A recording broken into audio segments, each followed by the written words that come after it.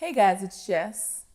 Today I'm going to talk to you about something that is very controversial, but it's something I've been talking about a lot this year with a couple of my friends. So y'all don't fall into this category, just understand that. This video isn't about anyone in particular. If you feel like this video is about you, it's because you're either A, snooping after I blocked you, or B, you feel real guilty about something. So without further ado, let's skiddly diddly do. So the reason I don't entertain toxic friendships is because why? Honestly, what usually starts off as a small feeling. I have a gift, and I don't brag about anything being a gift, but this gift is that I can identify almost immediately if someone is a good person or not. A lot of times I will get a feeling that someone isn't as great as they come off as or what they're perceived to be, but I ignore it because a lot of times I just think I'm being extra. I think the introvert in me is just trying to hate all human beings.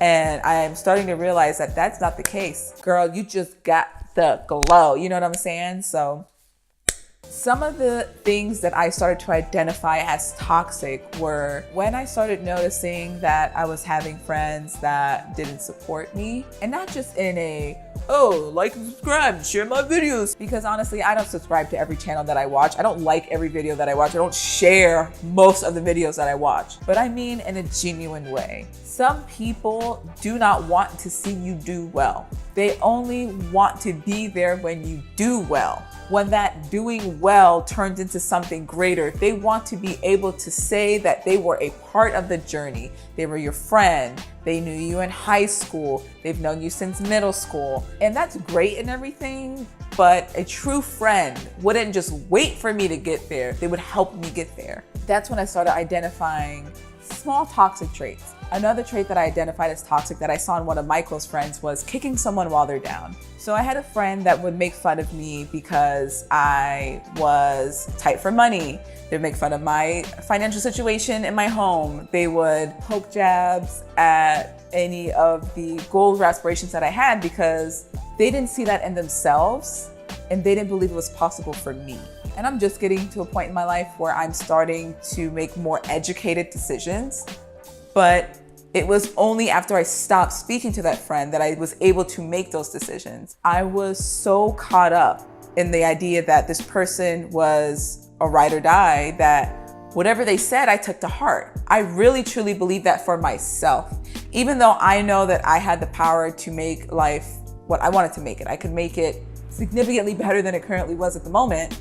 But because that person who I entrusted with my feelings and I loved kept telling me that, I wasn't gonna be better than I was or laughed at my dreams or my goals and my ambitions, I never believed in that for myself. And that kept me down. And the only thing that was doing was making that person feel better about their life because they weren't doing that much better. That habit in particular started to come up more and more. And I noticed that it wasn't helpful criticism. It was just straight up hating. And once I cut that person out of my life, everything changed because I now did not have any more people. No one else in my life was doing that to tell me that I couldn't do something or that I was bad at something or I was a certain type of person because I lived a certain way. Now I was able to make better decisions. So all the things that I was told that I was never going to be able to do, I was not good enough to do, they're happening. Wow. It's almost like people suck sometimes, but that's life. Another trait that I noticed, and I didn't notice this until I started listening to this podcast called Small Doses by Amanda Seales. Great podcast, by the way. Amazing podcast. Definitely listen to it. One of the episodes, and I think it was the episode on toxic friendships, where she said that if you ever have a friend who just tells you, just forget it. If you're having an issue, just throw it away. Just forget it.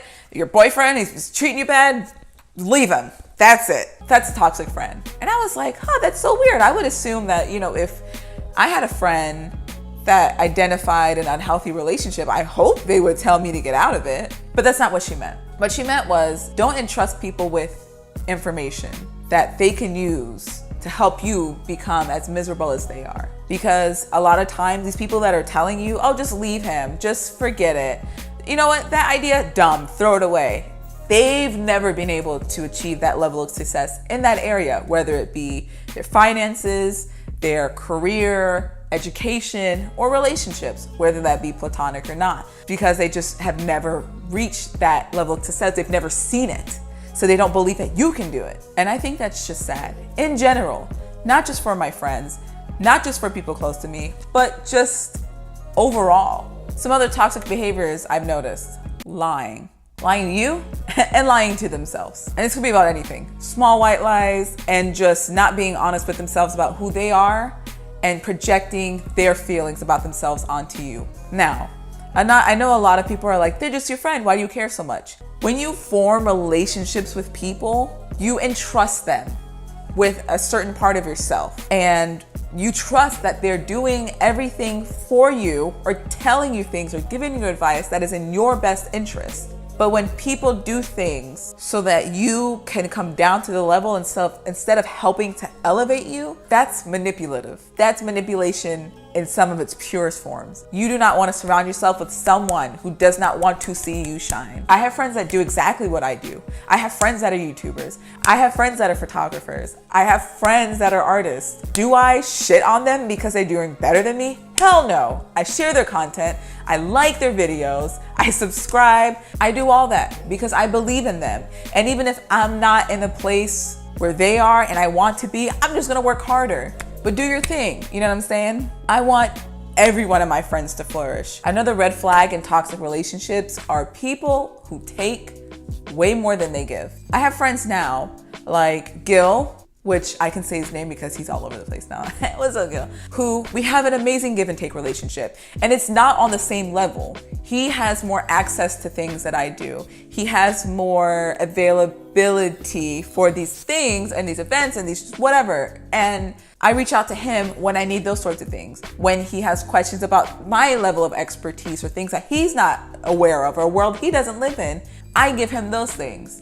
We might not be on the same level of what we're doing, but our give and take allows us to be equals. And we understand that. Not to say that all the relationships or interactions you have with people have to be some sort of transaction, but you can't give and never receive. So I know a lot of people are like, but I've been friends with this person for so long. What do I do? How do I break it off? Luckily for me, I don't want to say that the event that occurred was a blowout and that's what caused our friendship to end, but it was a pretty significant moment. And in that moment, I just took the opportunity to get out. I started identifying really toxic traits in this person for a while. And it was probably like a year or two where I was really considering leaving the friendship. And I just really thought, why am I even here? Why do I entertain this if I'm not happy? It was mostly because I felt bad and I felt like this person needed me. And I also felt like I treat all my relationships, whether they're platonic or not, like a marriage. I feel as though if you have issues, you should work them out. But there was a point in which the problems were unworkable and it was time. And you know when you know. Just like when people ask, how do you know when you're in love? How do you know when you're ready to have sex? How do you know when you're ready for college? You just know. You feel it. And it's unlike any other feeling. And when this big event happened, I took my leave, I cut off all contact, and I was done. And at first, I had a moment of, what the hell did I just do?